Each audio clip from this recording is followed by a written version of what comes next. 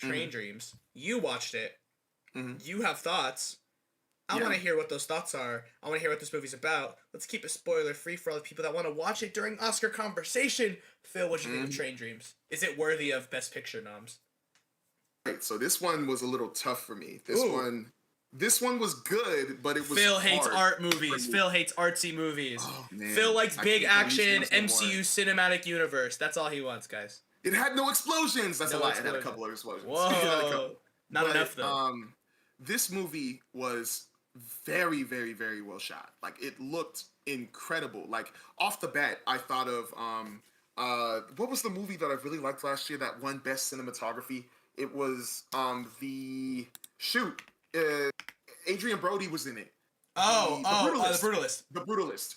It had that same feel of cinematography, even though I still think The Brutalist looked way better in my opinion, but this still had that same feeling. It almost felt like the same director doing it. I don't know if it was, but it looked incredible. Like, it looked unbelievable. Like, there were so many moments in the film where also just the shots of the movie, the cinematography, played out so well for when I believe his name was Joel Edgerton, when he is talking or when he's even like reminiscing on certain things.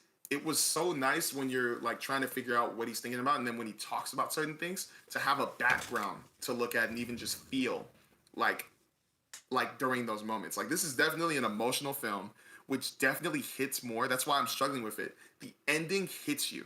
Just like Hamnet, this ending hits you. And it's definitely one of those movies where, just like No Other Choice, where I was talking about it, you definitely appreciate like the blessings you have of today, because this movie, oh man, Clint Bentley was the director, but when to give a little summary of what this movie's about, it's about a man who is a logger and a railroad worker who lives a life that he believes is pretty much gonna be the way it is, but then like some pretty messed up and sad circumstances happen that hinder that, where the times change pretty fast, and it's like, oof. But I was impressed with it. But I feel like a lot of those times when I was stuck in the moment, I was kind of getting drowned out. Mm-hmm. I got drowned out a lot during this movie. I didn't mean to. Like, once again, it looked incredible, and some of the dialogue was insane, but there were times when I felt like we were too much of like times we were enjoying the cinematography, where I was kind of like, okay, I understand through the movie it looks incredible, but I feel like more has to happen. I feel like it was a little bit too slow for me sometimes. But how long is this movie? That's another thing. It was an hour and 40. Oh, it's not that long. Yeah, interesting. It's not that long, but I felt like it. Yeah, I felt like it was, but that's because you're staying in the moment to like feel the emotionals, like I guess tense or like feelings of these different characters. Like, I was very impressed with Joel Edgerton, but I was also very impressed with another character or another actor who was from Shameless, who wasn't in the movie for very long, but had an important role to play. His name was William H. Macy. He played Arn Peoples in this, and when he gets into the movie, his character really like is a realization point for Joel Edgerton's character. I want to say his name, Robert Grenier. Yeah, for Rob's character.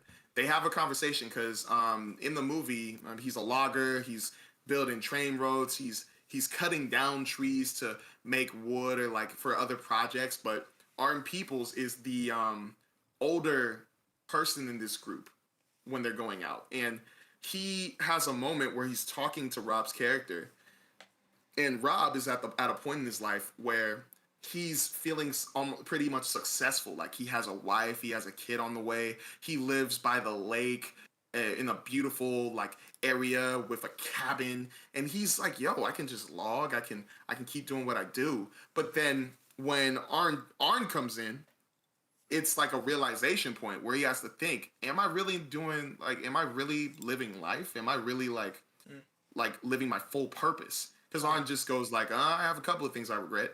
Like, I wish I could have gone back and done a couple of things differently. And it's at that point where Rob is like, I wonder if I'm going to have those moments. And then it goes on, and he's still enjoying his life. But then, well, no, I'm not going to spoil that. I'm going to say something happens. Keep it general. Yeah. Something happens where once again he has to think about his life, and then it leads to some circumstances that suck. It leads to it.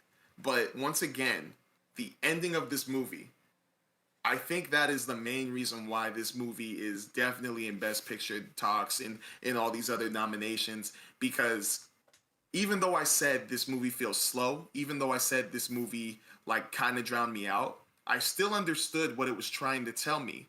And because of that, that ending just really hits. It really hits you. And I almost felt the same way I did with Hamnet, but Hamnet keeps me in the mode.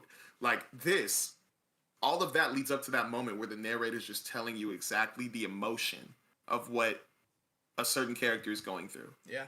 But I was really impressed and really appreciated this.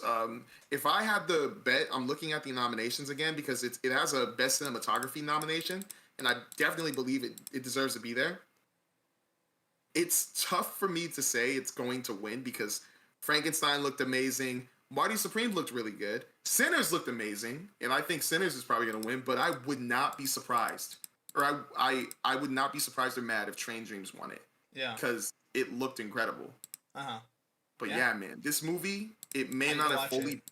Yeah, like, it may not have been fully for me, but I definitely appreciate it and understand it. Did I give my rating for it earlier? No, I was going to ask, what's your score? I'm going to give this a middle 7 out of 10. Okay. I'm going to put it in the middle. A great movie, just not for you. Yes, great movie. Well, not fully for me, because I'm not going to say I wouldn't watch it again. I would be curious more. I would be curious and try to pick up on more things early on. So it's definitely a movie that I believe I would watch again.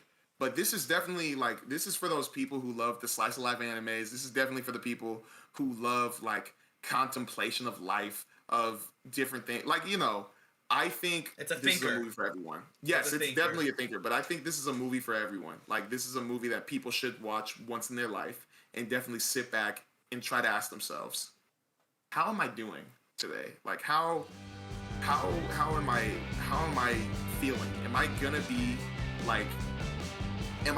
a benefit, I guess, sometimes? I don't feel like maybe a benefit, but am I really living up to my full potential, I guess? Alright, I gotta check it out. I'm gonna start Oscar prep probably within the next week or so. So I'll be on it, and I'll let you know. Maybe I'll talk about it.